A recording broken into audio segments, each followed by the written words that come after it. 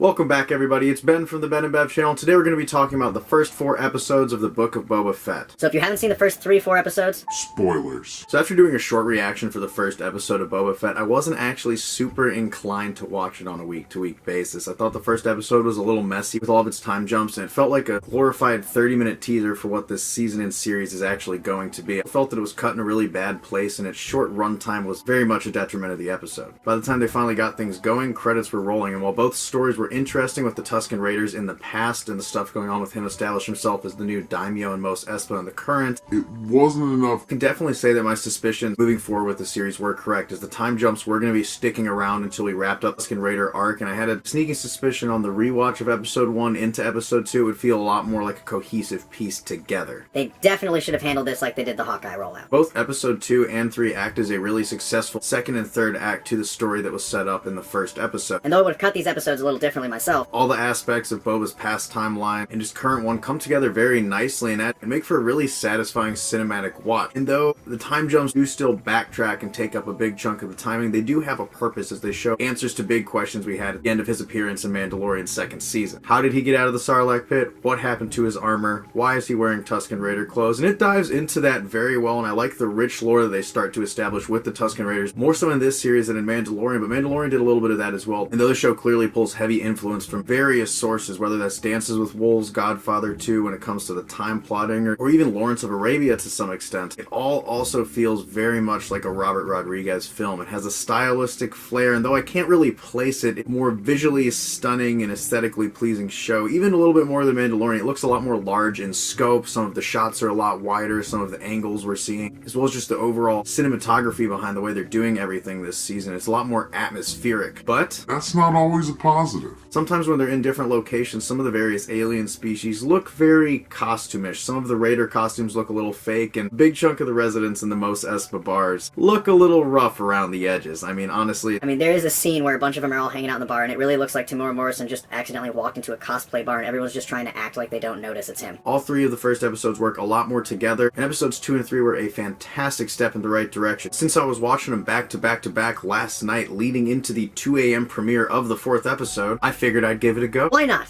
Let's stay awake for it. We're on a roll. The big conflict is the next episode. I'm so excited. And it's 80% a flashback. And it's not a flashback to Tusken Raiders. It's slightly after that when he finds Ming-Na Wen's Fennec Shand character right after Mandalorian Season 2. And it shows him enact revenge on all the various groups that have wronged him in these other flashbacks. And though it is a satisfying conclusion to the flashback arc, In theory, it is a very recent time frame to be flashing back to, as well as a set of events that have also been referenced in a previous episode of a TV show. It really isn't a necessary thing to do in the middle of your season, especially when you're setting up the active conflict in the present timeline. I mean, literally 80% of this episode, everything except the last 10 minutes, take place just a few months back in the past. And it's a retread of things that we already heard in Mandalorian Season 2. And it was handled a lot better in Mandalorian Season 2. As much as I love more exploration between Boba Fett and Fennec Shand's bond, it really isn't that satisfying of a 4th episode, and you wish you could just fast forward through the whole thing and get to the present. In fact, The whole time I was watching the episode, I was checking the time like, are they even going to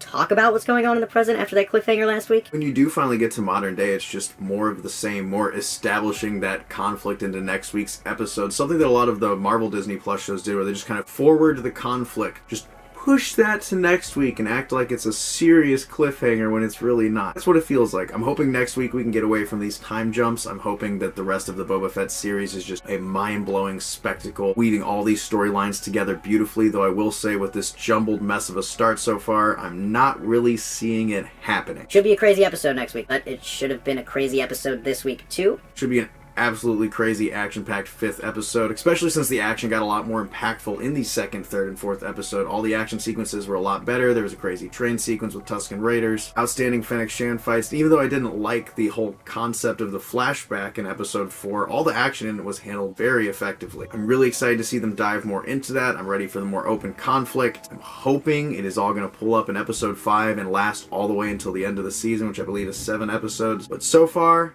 It's been a bit of a rocky start. It's for the most part visually stunning, it's acted coherently, the action's kind of striking, and the soundtrack has been phenomenal from week to week. I mean, there's moments on screen that are happening that aren't that eventful or impactful, but just the soundtrack alone will carry it for me. But general feel of Star Wars is there. I don't know. Maybe my expectations were just a little too high since this is the first spin-off from Mandalorian, and Mandalorian has been so good, but They pulled in Robert Rodriguez, and I mean, Robert Rodriguez did the thing. He brought Danny Trejo out, I mean, to train a Rancor. I mean, like they're fumbling. what did you guys think about the first 4 episodes of Book of Boba Fett? A jumbled mess or a fun dash of nostalgia? Let us know in the comments below. We'll see you guys next time. Ben and Bev, out.